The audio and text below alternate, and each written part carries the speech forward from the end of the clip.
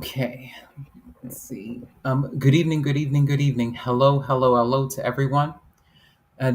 You are listening to another edition of the Beauty in Us Radio right here on Awesome Guide Radio. I'm your host, Nelson E. Brown, and I want to thank you all for joining in this evening. I appreciate you all for, again, making this first month a awesome month here on the Beauty in Us Radio, right here on Awesome Guide Radio. I thank you all for tuning in a couple of weeks ago. I spent the week last week, getting things prepared for the month of February and for the month of March. As you all may know, just in case you don't, it's going to be Black History Month starting February 1st. So February 1st is next Tuesday evening.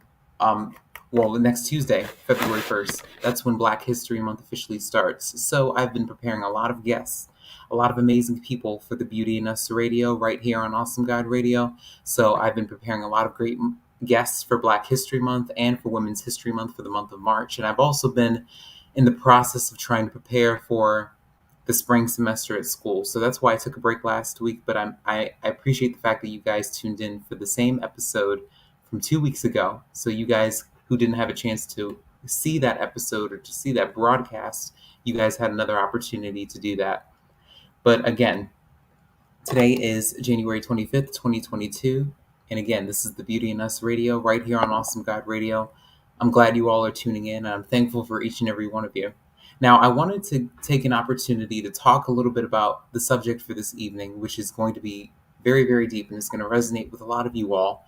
I know a lot of people have suffered a lot of loss during the COVID-19 pandemic, and I know that there are a lot of people who identify as widows and widowers throughout the community and even throughout the state of Maryland and even throughout the nation.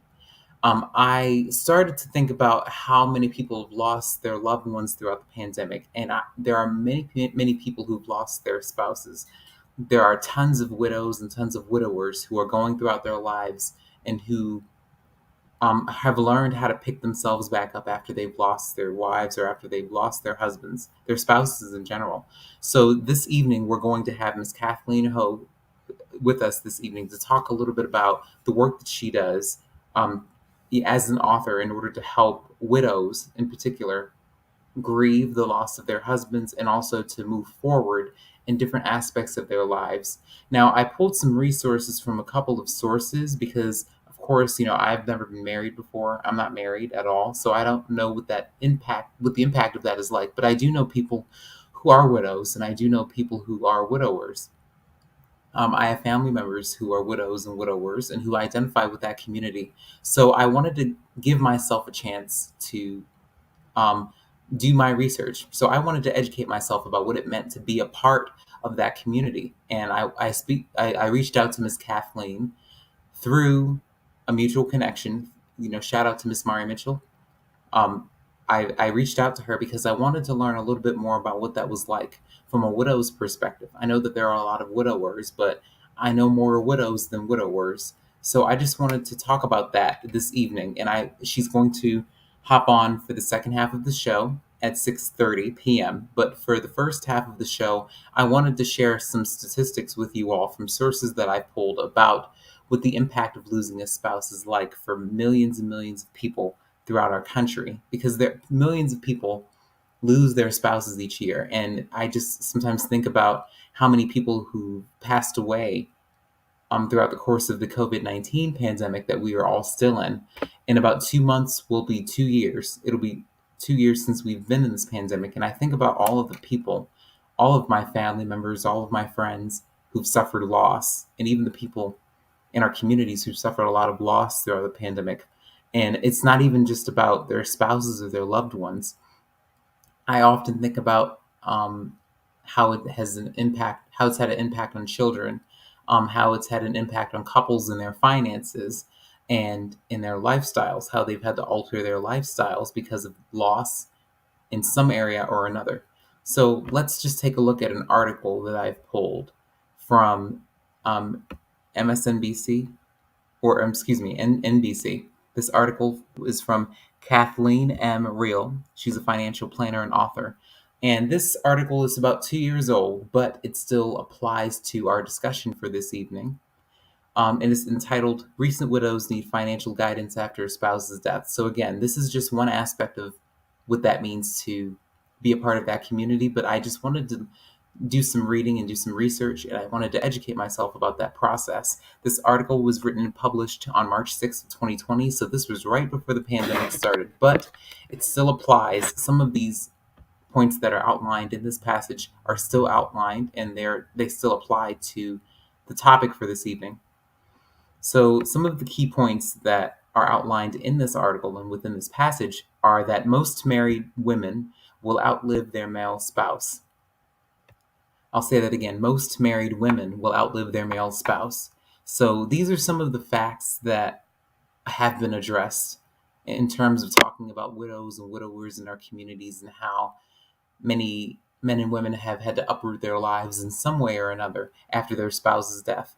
But we are also not even going to talk about just the emotional aspect of that, but we're also going to talk about the financial aspects of that and how that has an impact on families, on children, on people in general. So most married women will outlive their male spouse. So this is one of the key points that are outlined in this passage. The second point that's outlined in this passage is that half of widows over age 65 will outlive their husbands by 15 years. And I'll say that again. Half of widows over age 65 will outlive their husbands by 15 years. So, in other words, there are many women who've suffered loss, who've lost their husbands, and who have been widows for over a decade. I know some people who've lost their husbands. I know some women in particular who've lost their husbands for over a decade and sometimes even close to 2 decades. And I sometimes wonder what that's like. But we'll have a chance to talk to Miss Kathleen this evening, and we'll have a chance to speak about her book, and she'll have a chance to talk to you all about what that experience is like after she's lost her husband. It's been 7 years. This August will be 7 years, and she'll talk a little bit about that more in detail when she appears for the second half of the show. But the third point that's outlined in this passage is that sometimes a widow's grief can lead to a brain freeze. That's what is referred to in this passage. But they have 5 tips for people struggling to get a grip on their finances in the midst of the grieving process. So they provide us with tips for people struggling with with their finances and how this has had a financial impact on them, a spouse's death, and the loss of a spouse in general. So again, this article was written by Kathleen M. Real, and she says that, like millions of American women, I've experienced widowhood. So widowhood, again, it's the period in a woman's life where she's lost her husband and she's no longer married. She identifies as a widow, but she's still considered single. According to the U.S. Census Bureau, as of 2019, there were almost 15 million widows and widowers in the country. About 77% of these individuals, or 11.4 million, were women. Some widowed people later remarry, so the total number of individuals experiencing widowhood is actually larger. After remarriage, they are no longer classified as widowed. And she says in this passage that, I was devastated as a new widow. This heartbreaking event happens to almost 1 million women each year. And these are some of the statistics and facts that she shares in this passage. She talks about her experience, but she also talks about facts. So she uses facts and her personal experience to convey the message that she wants to convey in this passage. My husband passed away days after my 60th birthday. I fit the norm. The Census Bureau reports that the median age a wife becomes a widow is 59.4 for a first marriage and 60.3 for a second marriage. It's a fact that women live longer than men. Indeed, half of widows over age 65 will outlive their husbands by 15 years. This means many years ahead to be responsible for personal and financial decisions. Making matters more complicated, the death of a spouse unleashes many financial tasks. Many widows aren't as familiar with investing, insurance policies, taxes, or estate planning because, in many cases, their husband handled these financial matters. And again, these are statistics and facts that Miss Kathleen M. Reel, the financial planner and author of in this editor and creator, the publisher of this passage, these are some of the facts that she provides a lot of her readers in this passage. Again, this is about 2 years old, but it still applies to what we'll be discussing this evening. Sadly, even when the widow managed the family money matters, she's likely to be engulfed in grief and despair at first. This can result in financial matters being placed on the back burner. And she also states that in early widowhood, a widow's grief can parallel what some have called a brain freeze. For many new widows, memory is weak, attention span is short, and decision making is downright difficult. And she even says herself, as she speaks about her personal experience, she states that I didn't even remember my social security number. I couldn't recall where I put my car keys. I wondered if I was going crazy, but I wasn't. It was just a normal part of being a new widow in intense grief. She also states that widows can face a double whammy after their husband's death if their knowledge of financial matters isn't strong and their emotions are raw. And again, she provides 5 suggestions for new widows after the death of a spouse. She says, don't rush into major, irrevocable money decisions right away. So that's number 1. That's the first suggestion that she gives. And she says that with important financial choices ahead, speed can make a mess of things. When you are in the midst of grief and mourning, your brain functions differently. Wait until your cognitive functions return to normal to make big decisions. For example, don't buy or sell investments you don't understand. Rather, focus on financial decisions and activities, which include reviewing your money flow situation, making sure that your expenses are paid, and filing for death benefits and maintaining enough cash liquidity. And save major decisions for later. If you receive a life insurance death benefit check, deposit this in a safe money market account and think about how you need to use this money later before you invest, spend, or give it. And again, these suggestions are just suggestions for new widows after the death of a spouse. These decisions all pertain to your finances, but Ms. Kathleen is going to speak to us about the emotional impact of that as well, not just the financial aspect of everything, because all of these factor into how we grieve, how widows and widowers grieve, the process, and how they make adjustments to their lives after the death of their loved one.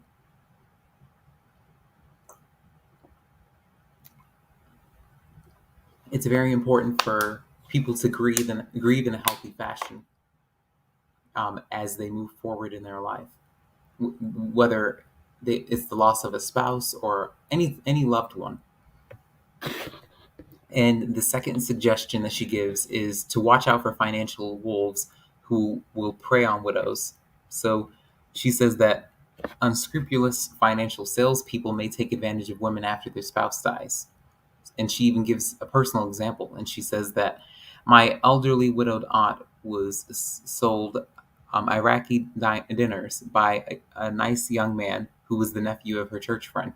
So she kind of gives a little bit of a humorous example of that, and says that financial wolf convinced her to buy the Iraq currency.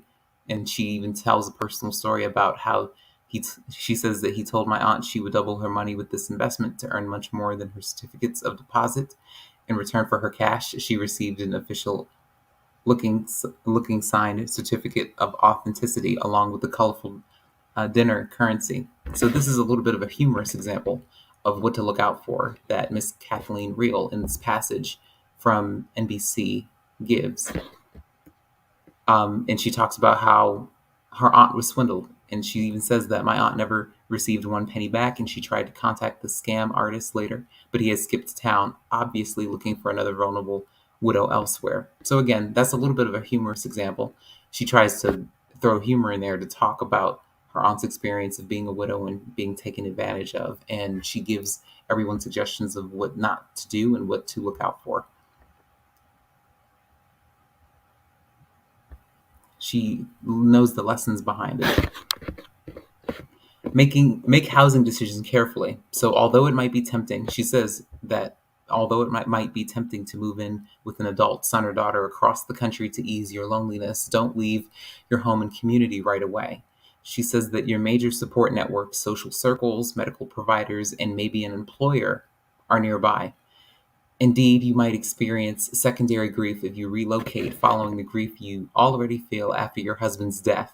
Some widows stay in their house and want to pay off the mortgage immediately with death benefits. And she advises everyone to wait. And she says that it's important to keep cash available for the near-term needs and while making decisions, all while making decisions about your new life ahead. The fourth suggestion is, and these are financial decisions. It says to get an objective review of your finances. And she says that family or friends may give you advice without knowing your entire situation. And she encourages everyone to practice saying, "Thanks for your suggestions. I'll take your ideas into consideration, but it's way too early for me to decide what my future will be." And she also says that it's important to consider getting unbiased guidance from someone who can evaluate your financial position and provide objective, comprehensive suggestions. And when you're thinking more clearly, you'll want to review your investments to determine what adjustments are needed. And what may have been good for you and your spouse before might not be appropriate now. So again, that's the fourth suggestion that she gives. She says that it's common for new widows to wonder if they will become bag ladies, quote unquote, she says, even if they've got plenty of money. A common question new widows ask is, will I have enough? And getting a realistic understanding of your financial net worth and looking at sources of cash coming in and going out will be helpful. Some widows can benefit by speaking with a financial advisor about their situation. This qualified professional can be a thinking partner, someone who helps you make these types of decisions, and someone who listens with empathy and respect, and someone with whom you trust. Your advisor should be experienced in working with widows and have an accepted professional designation. The most acknowledged credential is the Certified Financial Planner, or CFP status, and she encourages everyone to select an advisor who puts your interest first, as he or she provides unbiased and holistic advice. Many experts recommend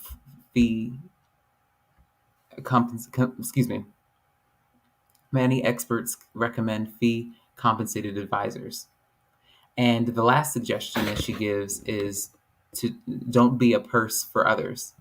And in other words, she says that women may be approached by family members asking for part of their inheritance early.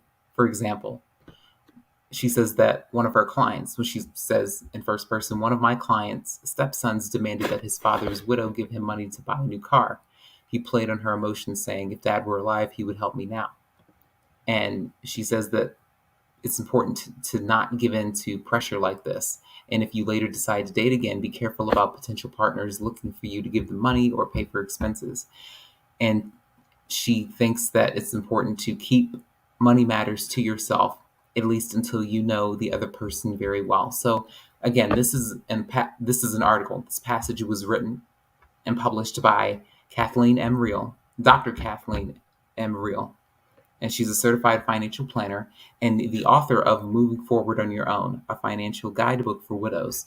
So these are just some suggestions that she gives to you all, well, to all of the people, all of the readers, and the people who she does business with, the widows in particular, who she does business with, because it's very, very important. And again, these are just suggestions that pertain to finances. These aren't suggestions that pertain to the grieving process in its entirety. So when people talk about the grieving process and when you have widows and widowers who talk about the loss of a spouse, a lot of them have a very difficult time making adjustments to their lives. And the finances are one portion of that, but the emotional aspect of that is so surreal too. So we all have to keep that in mind when we speak to people, and when we speak to widows and widowers. And again, I think it was imperative for her to talk about how important it is to keep your finances intact and how to not make yourself so vulnerable to others that you could potentially be the victim of a scam or be taken advantage of in some way or another. People do it all the time, unfortunately. But again, she encourages everyone to have support groups, and she encourages all of the widows and widowers to be in a position to ask for help if they need it and to surround themselves with positive people and uplifting people, people who are going to have their best interests at heart and who are people that he or she can count on and rely on. So when we talk about the term widow, we often refer to a woman whose spouse has died, while the term widower refers to a man whose spouse has died. And according to sources, it says that the state of having lost one's spouse to death is referred to as widowhood. But an archaic term for widow is relict, which literally means someone left over. And the word widow comes from the Indo-European root meaning widow and has cognates across the Indo-European languages.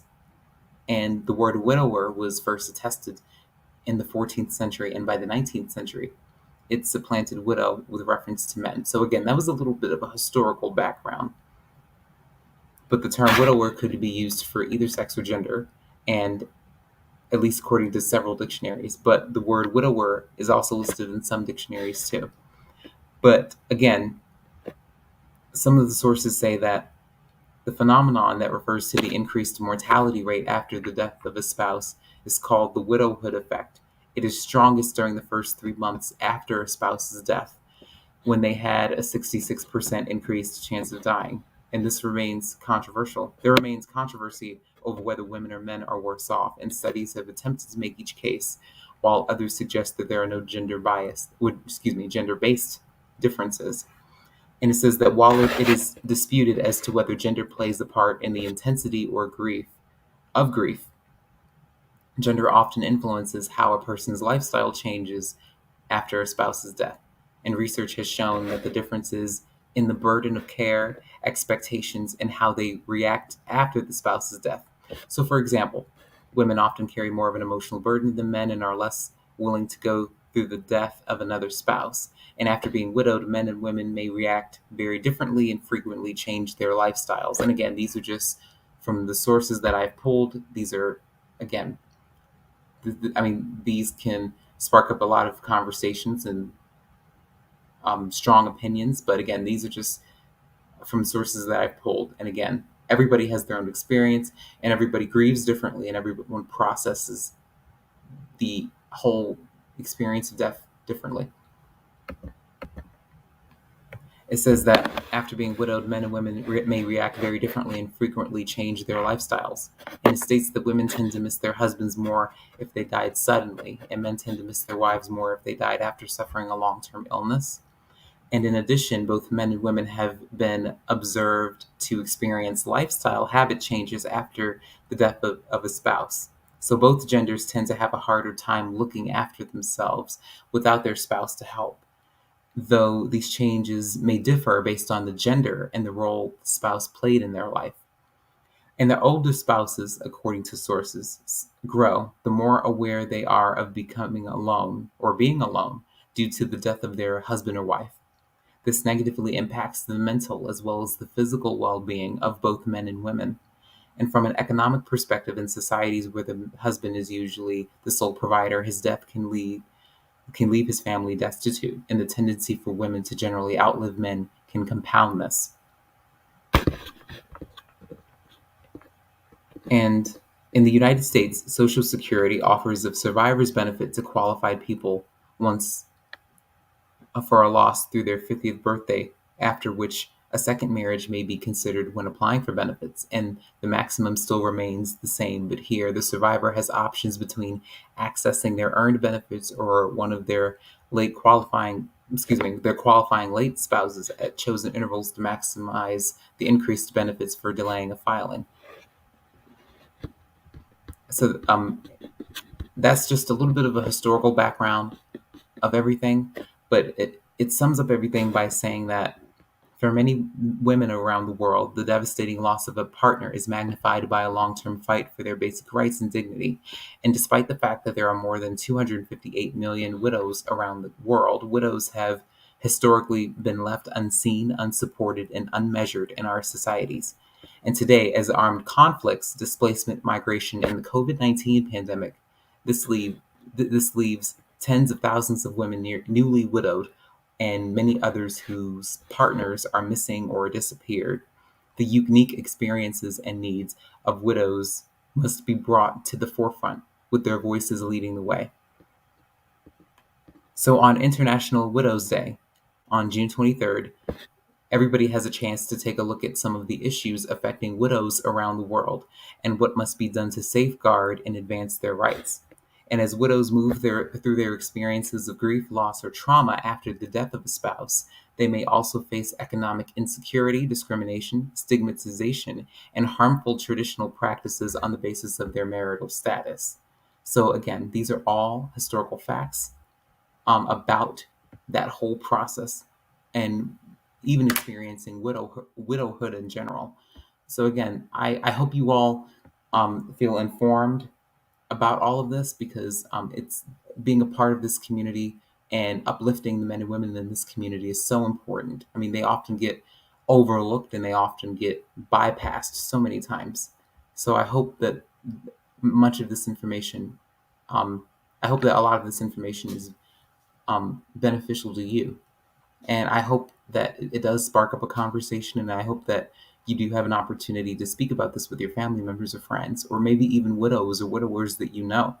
But to just let them know that you care and that you love them and you support them and that you're always going to be by their side. Because this is something that many widows and widowers never get over. This is something that they always think about.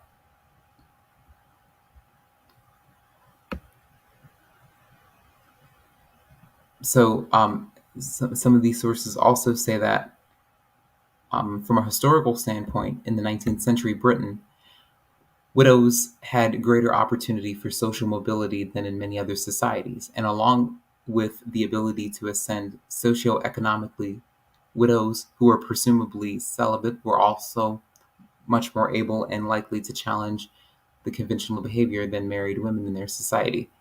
And again, it may be necessary for a woman to comply with the social customs of her area because of her fiscal stature, depending upon it. But this custom is also often abused by others as a way to keep money within the deceased spouse's family. And it is also uncommon for widows, to challenge their treatment because they are often unaware of their rights under the modern law because of their low status and lack of education or legal representation. So again, these are historical facts, and these are pulled from different sources that talk about what that experience is like for millions and millions of widows and widowers around the world. So again, everybody's experience is different, but it's important to note how many people are really affected by this.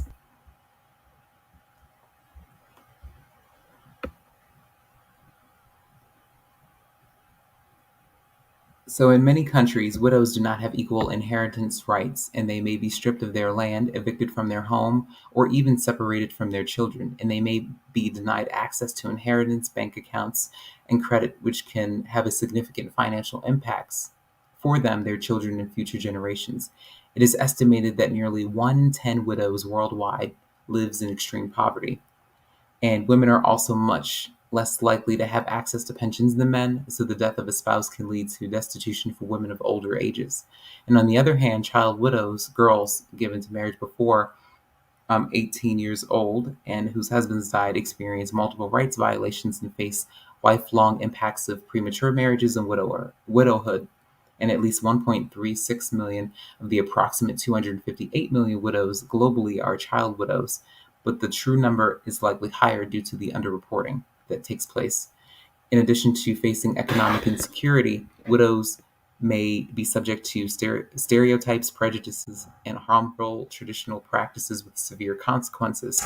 And they may face restrictions on their address, diet, and mobility for years after the death of a partner.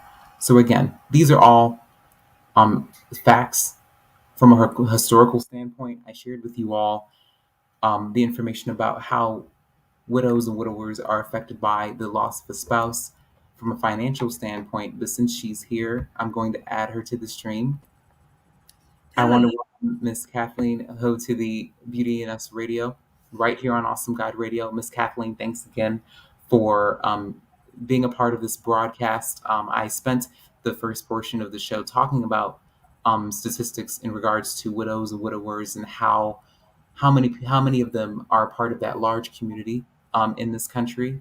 Because I think that oftentimes widows and widowers are bypassed so many times, and they are stereotyped and they're stereotyped and they're stigmatized so often. And I think that, I mean, you're my first widow that I've had on the show, so you'll have an opportunity to talk about that experience from your point of view, because I know that you're very open and transparent about how your husband's loss has affected you in so many aspects of your life. So could you tell the listeners a little bit more about yourself and what inspired you to write your first book about the loss and what that experience was like?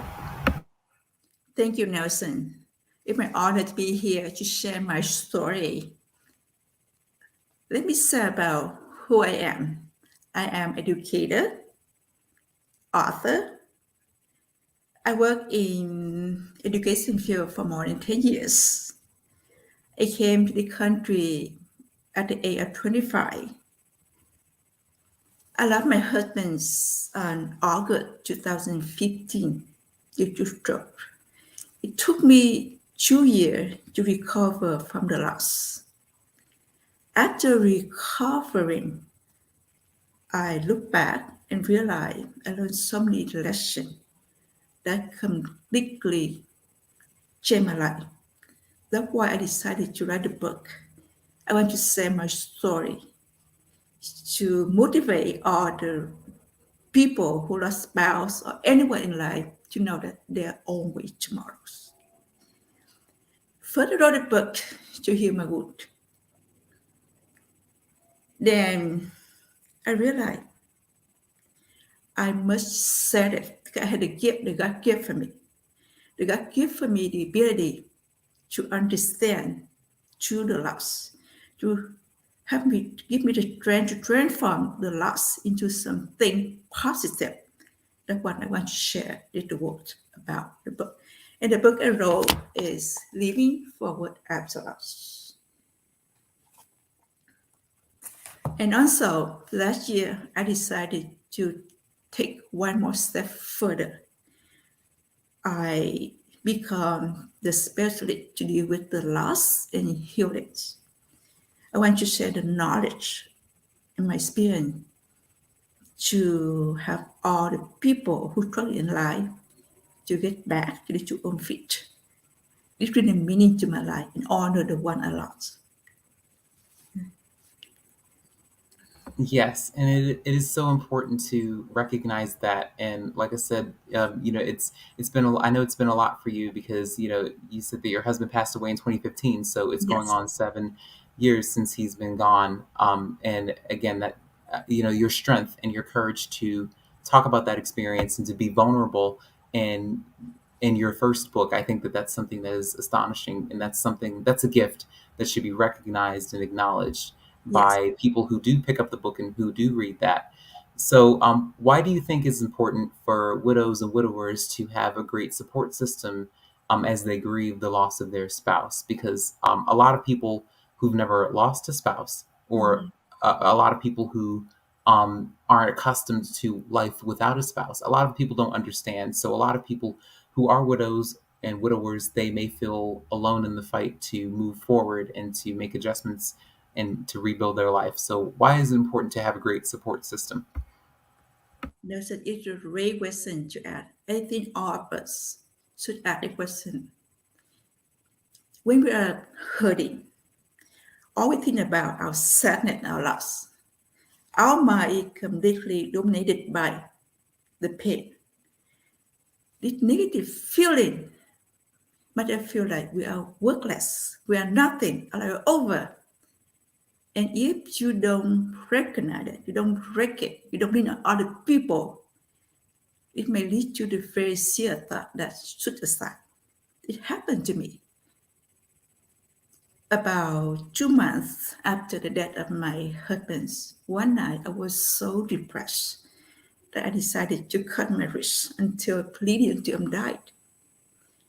At that moment, I just thought, death is the only solution I have in my life because my life was over without him. Luckily, somehow I decided to call one of my friends. When she knew it, she said until 2 a.m. with me. She kept telling me that my life was worth it. She needed me. My family need me. Society need me. And she saved my life. Without her, I cannot stay here today to talk to all of you here. That's why it's so important for anyone, not the widow, with everyone who lost their life, lean on other people. You need somebody to share your load. You need somebody to tell you that there are always tomorrow. You need to hold somebody's hand so they can overcome the loss. You need to lean on your family, your friend. If you don't have this family and friend, you need to lean on any local group in your city, your town. Open your heart. Let them know you need help. Nothing wrong with that. That's why I think it's so important that you don't ever isolate yourself. Yes, yes, and that's very important to note because I do know widows and widowers who kind of stay in that bubble, like you talked about. Like a lot of people who lose their spouse, Yeah, they kind of block themselves off from the world, and yeah, they have a tendency to kind of shut people out and not allow people in their space outside of their household. A lot of people who are accustomed to being with their spouse, they build their lives with them, and they they just become so accustomed to doing everything with them. And once that's taken away, I guess in some way or another, they don't really know how to function without that. So they yes, close themselves off from loving another person or building new relationships with other people that yes. they're not familiar with. So I do understand exactly what you're saying, and that led me to my next question about, excuse me, about what does that look like in terms of becoming independent and making adjustments to your life after the loss of your spouse. Because when you're Mhm. married, Yeah. you're accustomed to, two incomes, to brains, to Mhm. ideas, to, different hobbies. So what is it like to be independent after the loss of a spouse? How do you make adjustments to your life, whether it's to your finances, whether it's to, your spirit emotionally, um, Mhm. psychologically, like what is that like, regaining that independence and learning how to move forward on your own? It's a very tough. I'll be honest with you. It's not an easy journey for anyone who has to get back a lot everything after my husband passed away.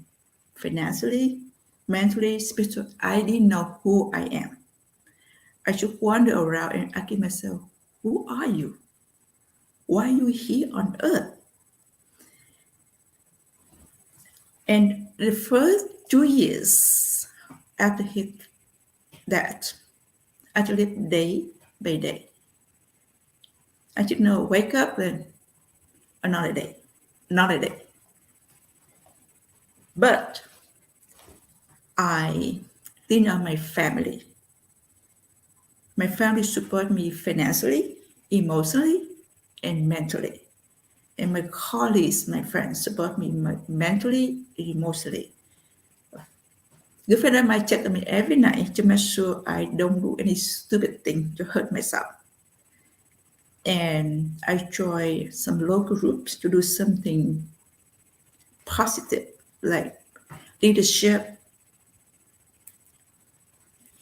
For financially, I start to save what I can, work any job I can do, and go back to before his death. I was teaching part time. I do business now. I come back teaching full time, and then that's why I gain my financially back and spiritually. I realize that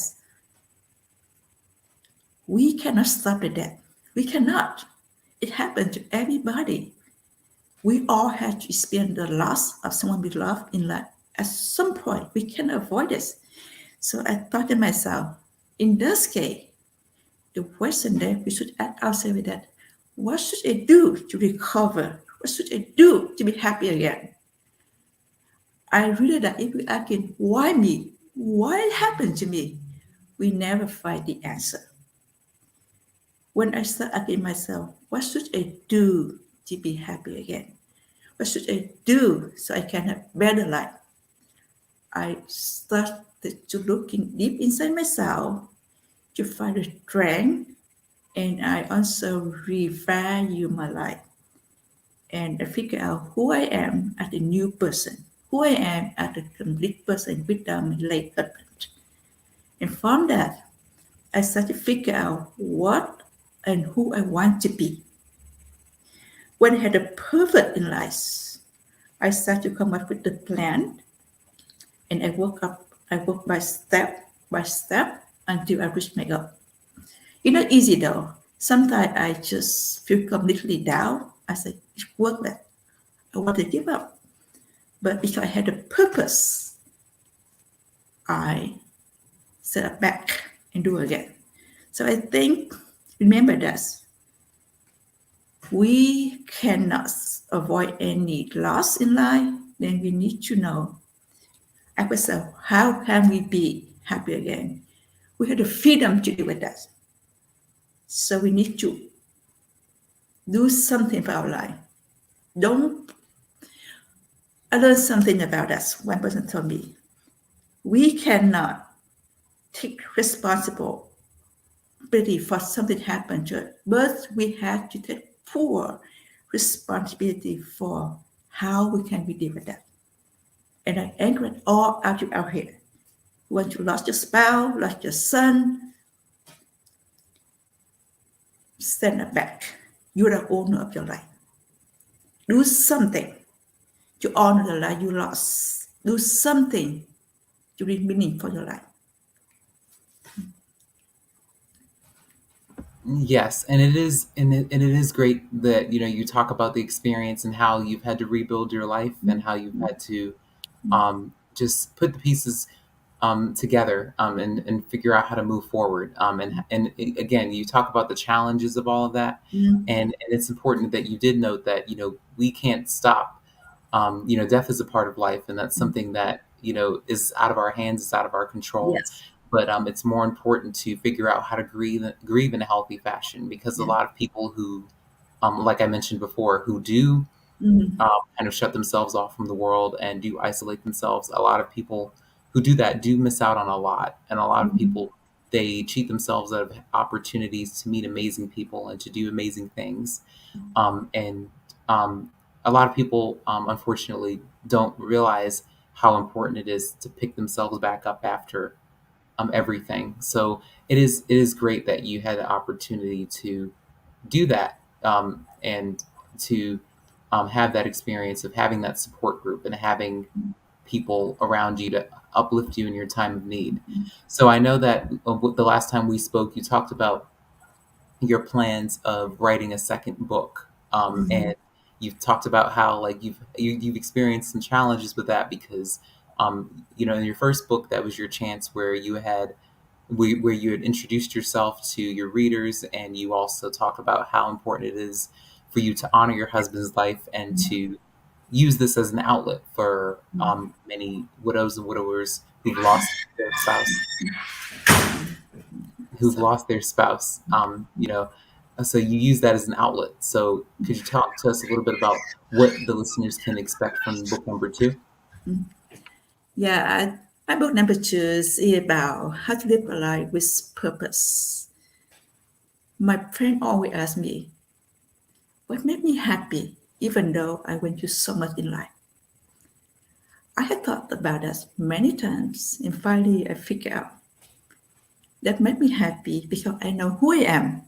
I know what my destiny is. And the way I'm thinking it is the purpose played a very important role in our life. When you know what your direction, you can move forward to that. And I read about the book that said there are two kinds of person in life.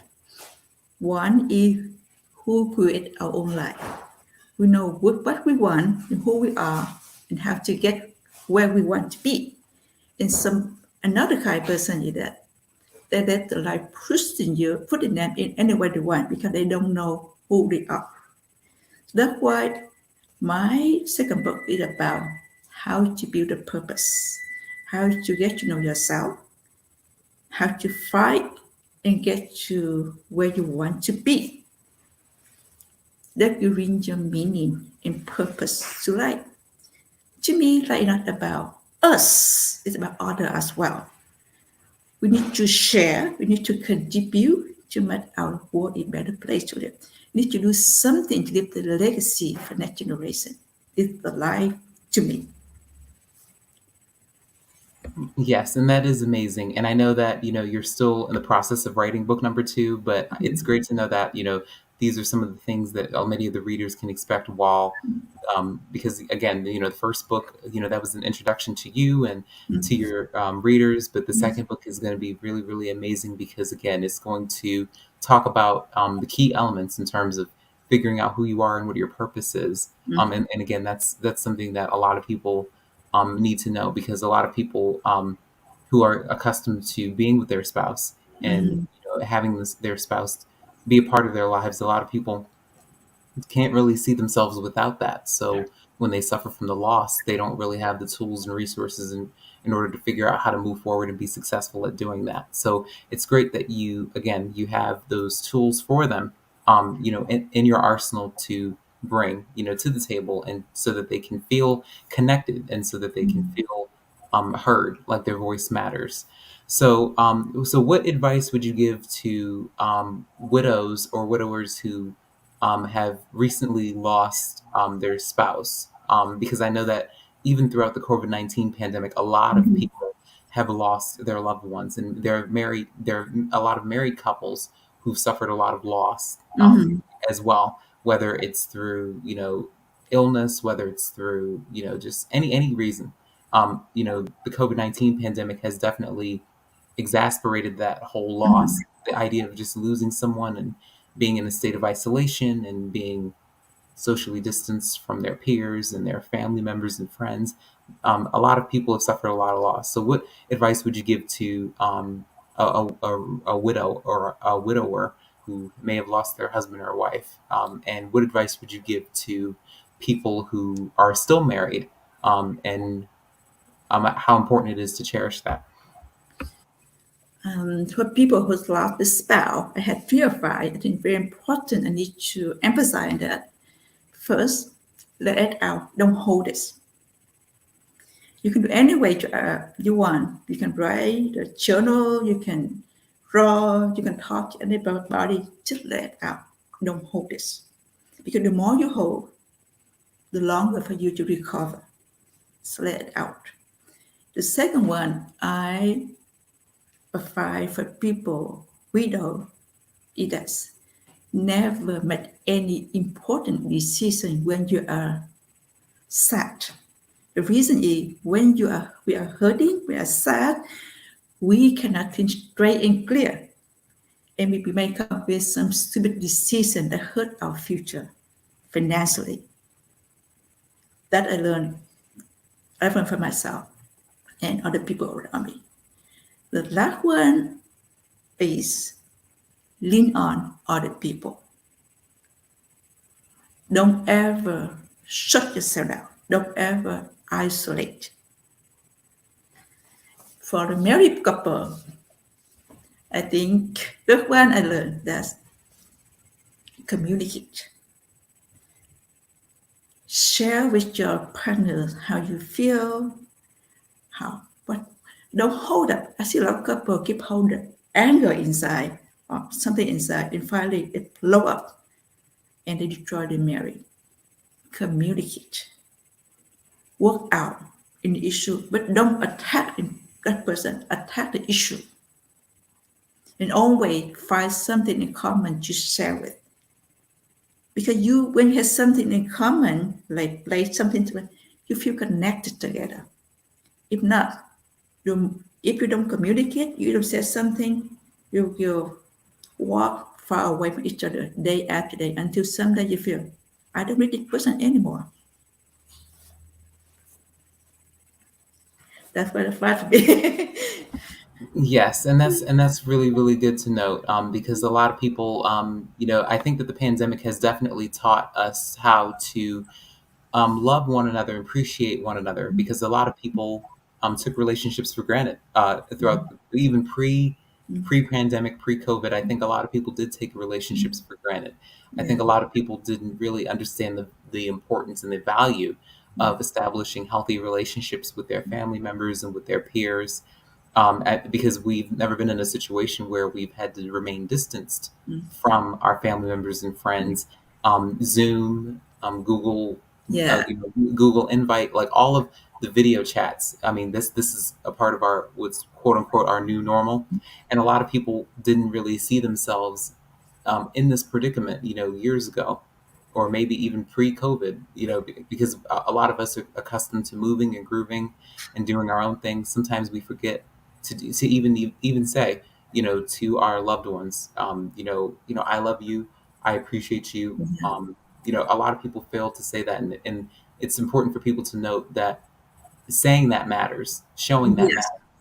matters. And again, a lot of people spend their lives living with regrets, of what they didn't say, or didn't express, not expressing that, not showing that. Mm-hmm. A lot of people live in a lot of regrets, and like I said, with the work that you're doing, you're again giving widows and widowers a voice. You're speaking on behalf of that community, and you're bringing them together and realizing, you're helping them realize that there still is a way to move forward. You're not alone in this battle. Mm-hmm. You don't have to let your pride get in the way of reaching out for help and reaching out for all of the support that you need in order to figure out how to move forward, no matter what area of your life that you're in. Yes. And you won't be judged about it. This, it's a no judgment zone when you have Mm-hmm. support groups and when you have people who have experienced what you've experienced. So, Mm-hmm. my final question, before I let you go and before I wrap up the show, is how can people reach out to you if they want a copy of your book, or if they want to learn more about your journey and what you've been through and what you're experiencing, what you've experienced, and what they should be looking forward to in the future. They can email me. So I think that you can share my email with my audio and race.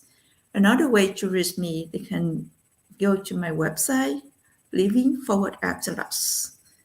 And that it informs them about myself, a book, and they can read. In the last page, my book had all my contact information in the back. So in my book, my website, and my email, they can reach me, and I'm happy to share. Happy to share my experience because I want to make difference in people. I want to make difference in many people as I can. It's my mission for right now. Yes, well, thank you, Miss Kathleen, for again being a part of this broadcast. It was great to learn about what it meant to be a part of this community, and again, we are learning about how beautiful the grieving process can really be once you do have the tools in order to move Yeah, forward and be successful.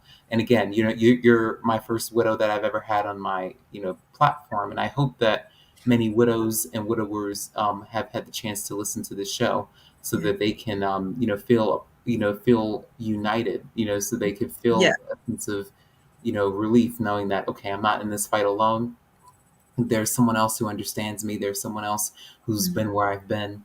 Mhm. Again, that message is has been conveyed so well throughout this broadcast. And I want to thank you again for taking time out to speak to me. And I will definitely be checking back in with you in the future. But before I let you go, I just wanted to thank you. I just want to say one more thing. Sure. Yeah, absolutely.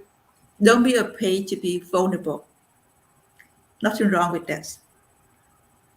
I just want to let it out. No one judge you on that. Yes, yes. Vulnerability is never a sign of weakness, Yeah, and yeah, that's what you conveyed tonight. So thanks again for being a part of this show and being a part of this platform. And this is something that a lot of people, especially ones who identify with this community, needed to hear. yeah. Thank you so much, Nelson. And thank you You're all welcome. audience for listening to me. Thank you so much. Bye You're bye. welcome.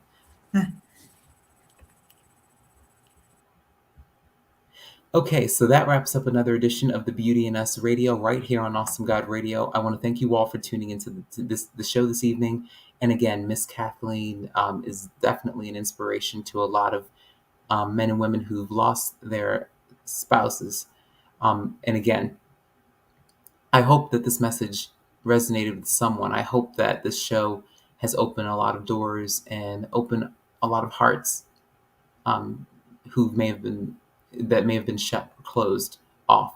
So I hope that this was inspirational to you guys, and I hope that you learned something from what Miss Kathleen has shared.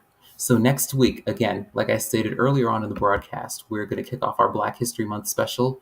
We are going to be featuring Delegate Brooke Lyerman from the Maryland House of Delegates. She represents District number 40, number 45 in the House of Delegates. She represents Baltimore City, but she's also running for comptroller for the state of Maryland. So she's trying to become the comptroller for the state of Maryland. So that's what she's running. So she's going to be talking about the work that she does in the Maryland House of Delegates, representing the 45th District in Baltimore City. And she's also going to be talking about her campaign for comptroller. So she has a lot to share with us. She's also a civil rights attorney. So that's going to be a great show um, next week on February 1st, Tuesday, February 1st, from 6 to 7 p.m. So, again, I appreciate you all for tuning into the show this evening. This is our last show for the month of January. It's been a great month. I hope you all, again, have learned a lot from this, and I hope you all continue to stay safe and to stay healthy. And again, Miss Lyerman, Miss Brooke Lyerman, she's going to be featured on the Beauty in Us Radio right here on Awesome God Radio next week on February 1st from 6 to 7 p.m. So again, make sure you subscribe to Awesome God Radio's YouTube channel and social media platforms on Facebook, Twitter, Instagram, and all of the above. And make sure that you follow my work at Nelson E. Brown on Instagram and um, on YouTube and all of the other social media outlets. And follow me at Nelson Brown. Follow the Beauty in Us Radio on Facebook, on Twitter, on Instagram, and on YouTube. So again, you all will have an opportunity to catch all of the shows from last year and from the previous year when you do, subscribe to Awesome God Radio's YouTube channel and all of our other social media outlets, and you'll have an opportunity to revisit everything. So again, this is the Beauty in Us Radio right here on Awesome God Radio. Make an appointment to meet me back here at 6 p.m. on February 1st, 2022 to speak with Ms. Brooke Lyerman, delegate for the Maryland House of Delegates, 45th District, and for the city of Baltimore, and civil rights attorney for the state of Maryland, and candidate for comptroller for the state of Maryland. This is the Beauty in Us Radio. I'm your host, Nelson E. Brown, and I will see you all next week. Stay safe, stay healthy, and I hope you all continue to enjoy the rest of your week.